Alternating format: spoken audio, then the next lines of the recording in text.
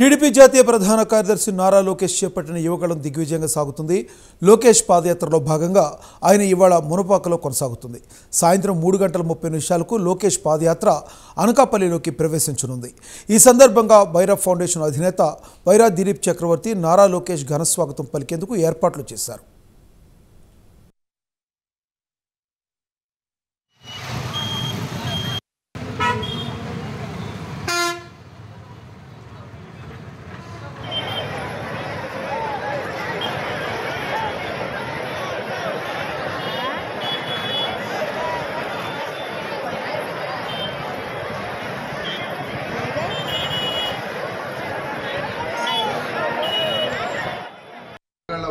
యువగళం శ్రీ నారా లోకేష్ బాబు గారి పాదయాత్ర అనకాపల్లి జిల్లాలో ప్రవేశించి ఈ రోజుకి 4వ రోజు. చాలా అద్భుతంగా జరుగుతుంది. పాయకరావుపేటలో ప్రవేశించిన నుంచి ప్రజలు నీరాజనాలు పలుకుతున్నారు, ఘనస్వాగతం పలుకుతున్నారు. మొదట పాయకరావుపేట నియోజకవర్గంలో 2 రోజులు జరిగి తర్వాత యలమంచిలి నియోజకవర్గంలో 2 రోజులు జరిగింది. మరి ఈరోజు సాయంత్రం అనకాపల్లి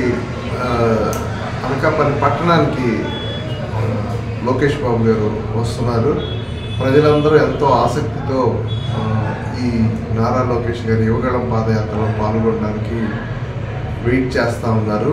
లోకేష్ గారు కూడా ఎంతో సహనంతో, ఎంతో పరిణితితో, ఓర్పుతో ప్రజలందరి దగ్గర ఆగుతా మరి వారి సమస్యలను అర్థం చేసుకొని, నోట్ చేసుకొని భవిష్యత్తులో ఆ సమస్యలన్నీ పరిష్కరించాలని ఒక మంచి ఉద్దేశంతో, ఒక దృఢ సంకల్పంతో అన్నింటిని వివరంగా అర్థం చేసుకొని ముందుకు సాగుతున్నారు.